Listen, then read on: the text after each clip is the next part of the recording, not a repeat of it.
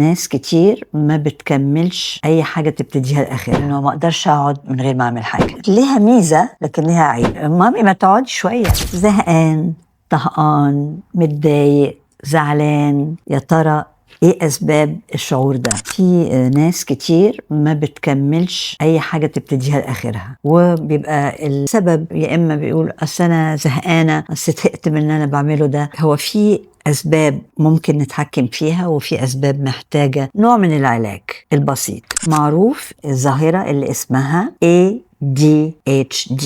A attention انتباه، D deficit نقص، H hyperactivity طاقة وحركة زايدة. ADHD في الآخر اللي هو مش عايزة أقول مرض بس ظاهرة. الظاهرة دي بتخلي الشخص مش قادر يركز كويس، وبيتشتت بسهولة جدا، يبتدي حاجة ويسيبها يعمل حاجة تانية، ما بيركزش كفاية، بيضيع حاجات، بينسى حاجات. الظاهرة دي بتحتاج علاج مع شخص متخصص، ازاي الواحد يتحكم في قلة التركيز بتاعته وازاي يحسنها بالتدريج. على فكرة انا شخص كده، بس فعلا بتنقل من حاجة لحاجة، يعني بعمل مجهود اني لما ابتدي حاجة، بس حاجة مش طولة المدى، حاجة قصيرة المدى بالنسبة لي بيبقى صعب. ممكن ابتدي هكتب حاجة، افتكر حاجة تانية، اروح سايباها وابتدي اكتب حاجة تانية، بيبقى صعب. وبعدين الهايبر اكتيفيتي انه ما اقدرش اقعد من غير ما اعمل حاجة.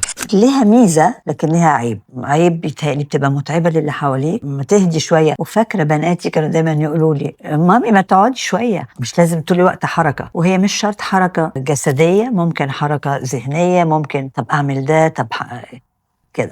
لازم دايما نسأل نفسنا ليه مش بنكمل الحاجة للآخر؟ ليه بنقول زهقانين؟ أكيد ممكن يكون سبب منهم الحاجة دي مش هي دي اللي احنا حابينها حقيقي، فما عندناش حافز قوي كفاية يخلينا نخلصها للآخر. ممكن يكون خوف من إني ما نجحش في الحاجة، فقبل ما أشوف النتيجة بوقفها عشان مش عاوز أو عاوزة أواجه إن أنا هكمل لكن مش هتطلع نتيجة كويسة. وممكن يكون الاختيارات زيادة عن اللزوم موجودة قدامي، هجرب ده واجرب ده، اقعد اتنقل من حاجة لحاجة. بس في الغالب دايما النجاح بيبقى نتيجة مثابرة وتركيز على حاجة والواحد يديها وقت كفاية. من مصلحتنا ان احنا نمرن نفسنا ازاي نطول مدة التركيز، ازاي ما نيأس، ازاي فعلا نسأل نفسنا لو اللي احنا بنعمله ده هو ده اللي احنا بنحبه. نشوف كمان من قبل ما نوصل، نتخيل نفسنا خلاص وصلنا للنتيجة، ونتخيل نعيش شعورنا وقت ما نوصل للنتيجة النهائية هيبقى شعورنا ايه. خلاص اكتفينا، هو ده اللي فعلا بيسبب لنا الراحة والفرحة بنفسنا والتقييم الكويس لنا، ولا لا؟ لو عملنا التمرين ده هيساعدنا اكتر قوي ان احنا نختار الحاجة المظبوطة،